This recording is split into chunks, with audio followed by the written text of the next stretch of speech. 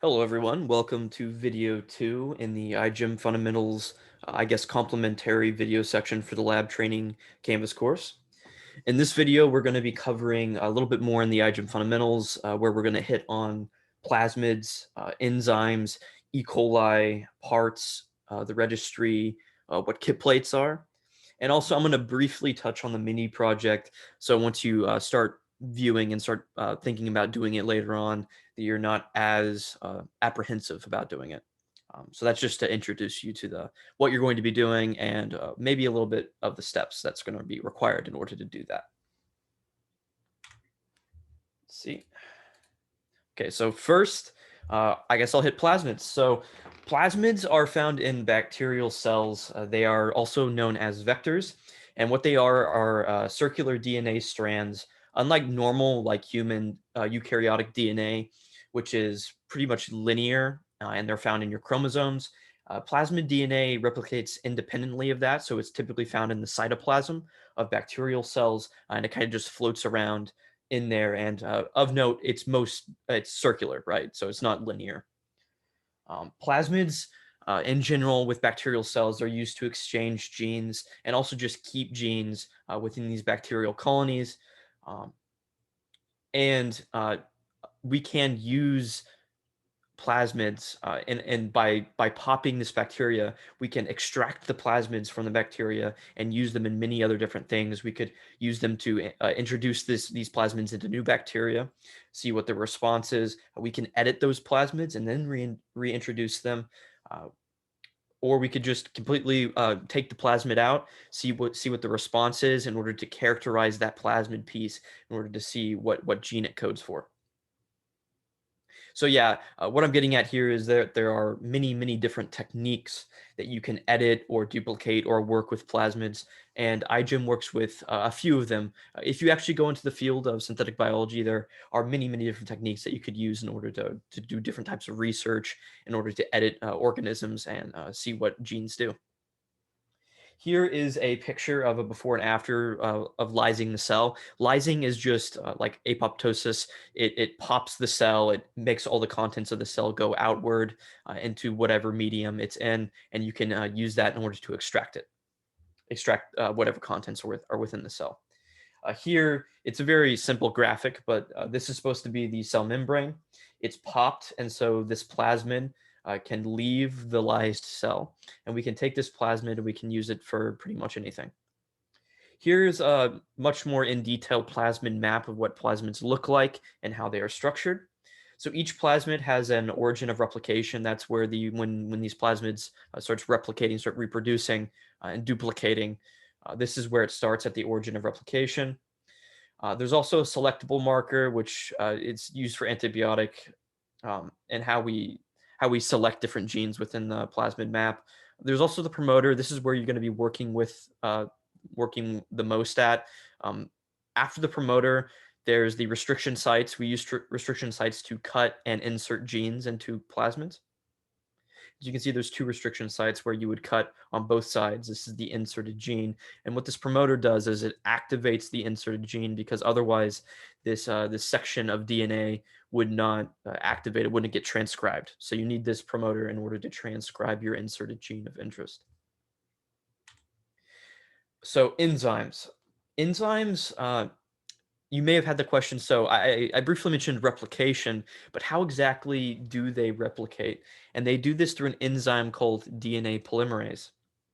What this enzyme does is it moves along the DNA strand and it creates pretty much just an exact replica, theoretically an exact replica of a new strand in order to either create many copies in order to create many different proteins, or to secrete those plasmids into other bacteria so that they can uptake those genes in order to make the proteins that maybe even provided like an evolutionary benefit.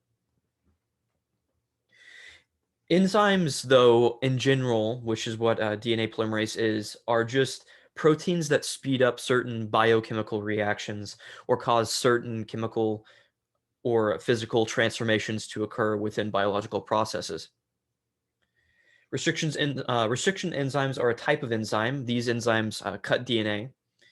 Ligase is a type of enzyme that attaches DNA together. So these are kind of complementary in that regard. And you might be able to start thinking we can use these different types of enzymes to modify DNA.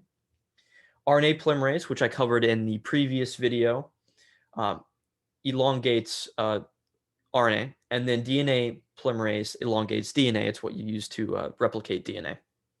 Also, for those really up to date with how biology is working right now, Cas9 in the CRISPR system is an enzyme that they use. In iGEM, we don't really use CRISPR right now, but iGEM is open to use CRISPR in the future. It's pretty cheap overall, and according to most people, it is very easy to work with. So as recap, there are many different types of enzymes. We can use these enzymes to introduce them to our bodies to do things. We can use them to edit DNA. And even in chemistry, they're known as catalysts. So rather than being like a biological compound, they're more of like you add a certain metal to a chemical reaction in order to bring these reactants together or make certain things bind together. Of note, some biological enzymes actually attach to proteins, and it changes the three-dimensional structure of the said protein in order to make it work better, to lower the Gibbs free energy, the activation energy required in order to start that chemical reaction. I'm sure many of you learned about enzymes already, so I will continue. Enzymes, in order to work efficiently and properly, they need certain environmental conditions. These conditions could be a certain pH or a certain temperature. Typically, when in lab, we'll be working with both. There are many other different types as well. So enzymes may work better depending on their reaction. So if the reaction produces a compound that inhibits its own reaction, you may want to introduce a different enzyme or something like that. But in our iGEM lab, we predominantly work with pH and temperature. So in order to change these things, in order to fit the specific enzyme that you're going to be using, you're going to either use a different chemical solution in order to adjust that pH, or you're going to be using equipment such as a thermocycler in order to change the temperature of the substance that you're working with in order to make that enzyme work properly. Here are more physical, or I guess diagrammal examples of enzymes. So this is ligase. Ligase attaches DNA, cut DNA strands together. We'll get into this later in a few of the later videos, but this is your backbone. This is your insert. Each of these parts has a sticky end, and these sticky ends are just kind of like DNA overhangs, where they're desperately yearning for a complementary base pair to fulfill this in order to make it more stable.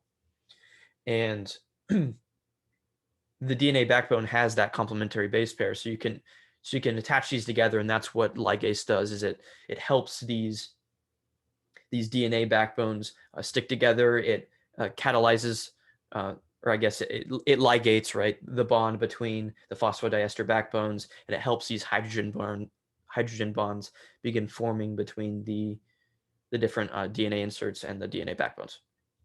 Next is the restriction enzyme. This is one of the restriction enzymes that we use in lab. It's called EcoR1. It's a very popular restriction enzyme. EcoR1 is used to cut certain restriction sites in a plasmid. As you can see here, these are the restriction sites. And what this EcoR1 enzyme does is it attaches to that restriction site. It cleaves it in a certain way to where it leaves overhangs. And so because it leaves overhangs, EcoR1 is very useful with regards to editing DNA genes.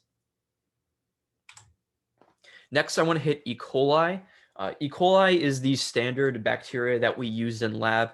It is a very well documented bacteria. It's been used for many years, which is why iGEM predominantly uses E. coli, though we don't have to use E. coli. Many iGEM, I would not say many, but some iGEM teams decide to use maybe like a cyanobacteria, stuff like stuff found in like what are those, hot springs, all these different types of bacteria and microbes that you can find around the world. They're all up for grabs as long as they're not directly harmful for the humans that are working for them, because iGEM is not equipped for with the equipment in order to mess with these types of harmful and pathogenic organisms. E. coli, though, some strains are pathogenic to human digestive systems or just humans in general, but not our lab strains. So the lab strains that we work with, they're found in the human gut. They're not pathogenic to us, and even if you get them in your body, you're not going to have a direct, like a reaction or some sort of poisonous reaction to them entering your body. Though keep in mind that immunocompromised people may actually may have a reaction to these foreign strains of E. coli. So we want to keep those safety procedures within check when you're in the lab. Make sure to wash your hands. Always try to keep aseptic technique prepared. Um, the strain that we use, in case you're interested or want to check it out, is the DH10B strain. This is bought off the Intact Genomics, which is a St. Louis-based company. We bought it from them. If you follow the link in the slides that should be attached to this video, you can visit the Intact Genomics website, and it gives a little bit more information about the strain that we're using. This strain is up for debate, though. We can change it at any point that we want. So, I don't really know why I included this on the slide, but plasmids can be inserted into bacteria through a variety of different means. And these are the two means that we mainly use for E. coli in our lab. These means are either chemical or electrical, and when a cell is chemically competent or electrically competent, that simply means that we can introduce foreign plasmids into the cell, into the bacteria, via either chemical means or an electrical means. And when you're working with chemically competent cells, typically you heat shock the cell membrane.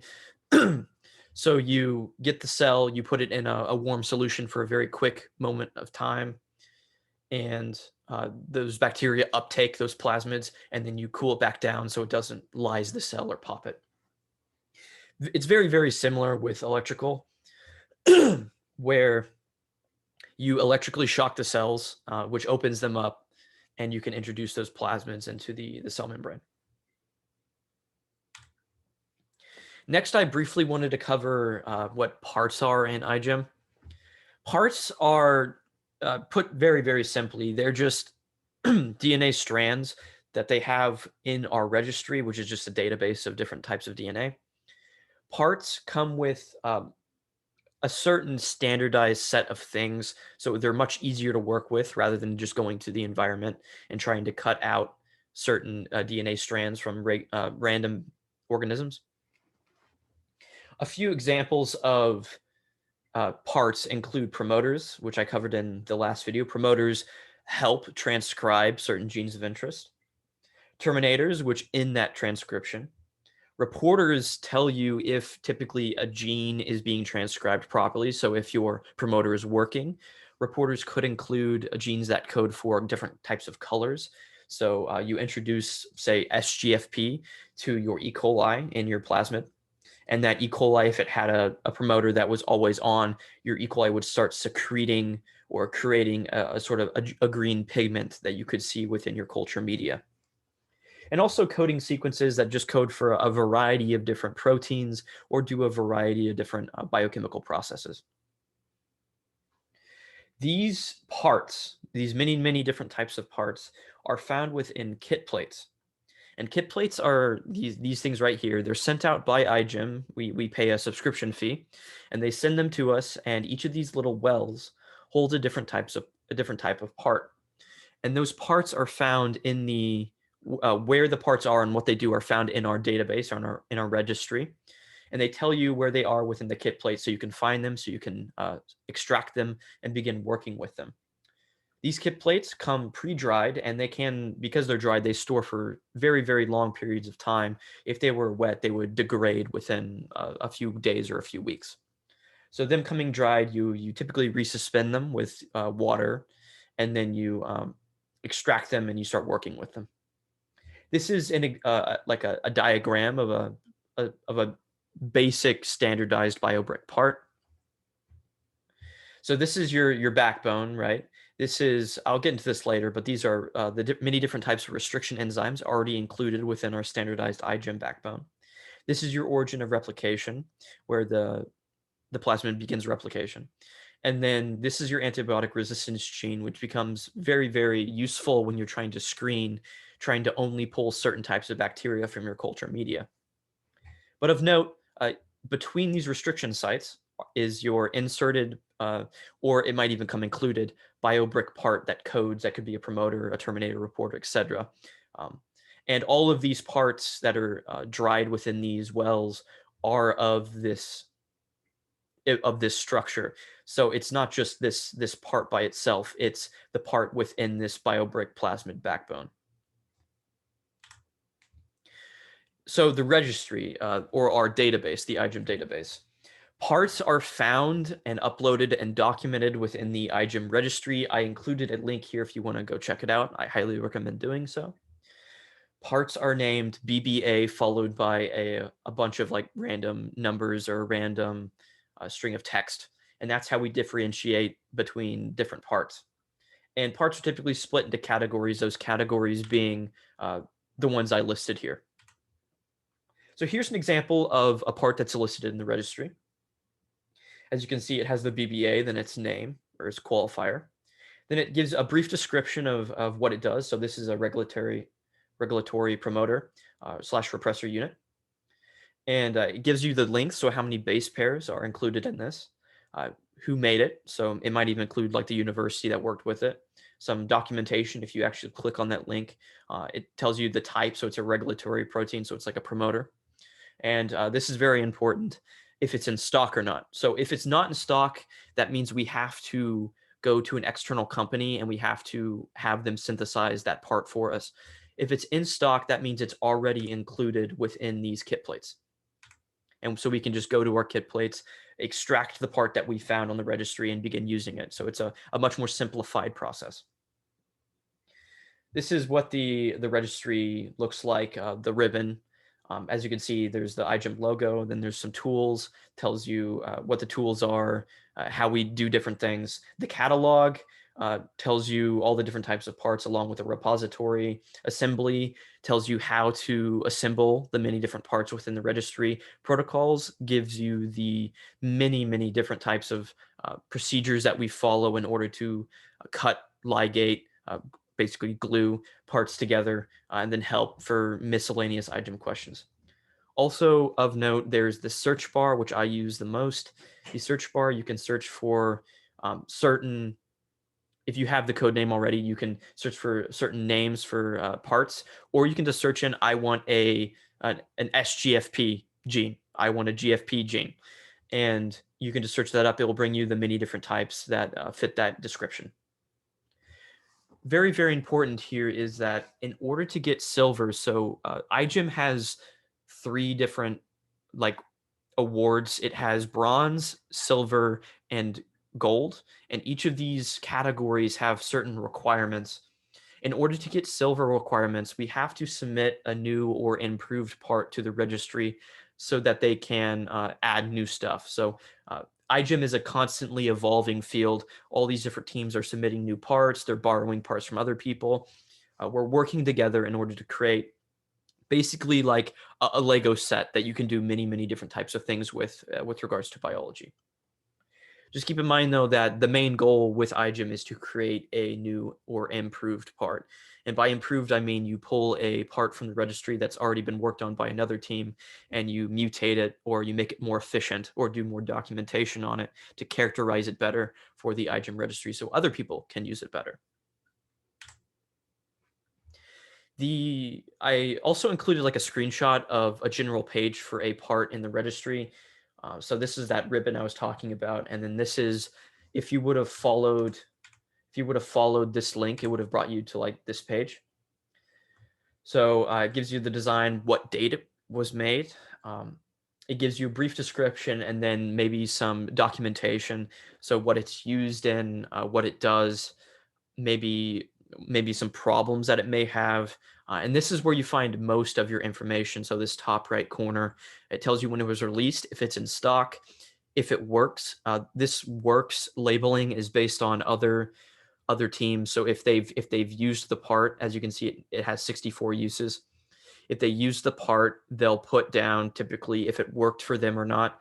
And typically you want to find a part that works, right? You don't want to be using a part that's set in the registry not to work. And there's this get this part button. So if you click get this part, it will bring you to, I didn't include it here, but it brings you to like this. It looks very, very similar to this page. It brings you to a page where it tells you where the part's located within the kit plate. So you click get this part, it will take you to that page. It will tell you what well it's located in so you can resuspend it and begin working with it. Okay, so this entire video is going to be pretty short. The mini project is the last thing I'm going to be covering. It's just a brief introduction to what you're going to be doing with the mini project. So the mini project is split into two categories. You really have two options. The first option is doing the chromoprotein project, and the second option is just doing whatever you want, going to the registry, pretty much making your own project from the ground up. Now, I'm going to assume that most people in lab are going to be doing the chromoprotein project because we have a lot of documentation and a lot of people can help you with regards to this project. And so your goal here is to mutate. I included a link to a team that has done this previously. To mutate a chromoprotein, can be any chromoprotein you want, using manganese, and put that into a new E. coli, or put that new plasmid into an E. coli to see and characterize that new part that you mutated. And by mutate, I mean chromoproteins emit color. So a certain chromoprotein may create like a blue color, may create a red, etc. And this pigment is produced by the E. coli once you introduce it to the E. coli. And so what this manganese does is when you're doing polymerase chain reaction, which is a protocol that we have that makes many copies of your DNA of your gene of interest, you introduce this manganese and it makes this PCR error prone. So it might mess up a few nucleotides when it's copying it. It might add a few, delete a few. There might be a few frame shifts. And what happens is these mutations, some of them might not be successful and might not do anything. It might ruin the gene, but others it might not do anything at all, and others it might just create maybe a single addition, a single just a switch on what nucleotide it is. And what this might do is it might change the color. So your goal for this project is to mutate the chromoprotein so that it changes color from your original chromoprotein. So if you're working with like a blue chromoprotein to begin with, you want to mutate it in order to create any other color. You also need primers in order to do this PCR reaction, but I'll get into this towards the very, very end of this video recordings. The first step, which you can maybe even start now, is to find a chromoprotein part that you would like to work with in the registry. Just type in chromoprotein in that search bar, or you could go to where is it? You could go to like the catalog or the repository where they'd list out maybe like a chromoprotein section where you could pull a certain chromoprotein that creates blue from. Just make sure that it's in stock when you choose it, or if you're looking for it, because if it's not in stock, we have to go through a whole procedure where we'll have to get it synthesized by an external company, and it's much more easier just to pull it from the kit plates that we pay for. So next week, I'm going to be going into a little bit more detail of how to work with the kit plates, how to resuspend the DNA within the kit plates. I'm also going to be going into Petri dishes, how to make them, and also how to screen them. I guess see you next week.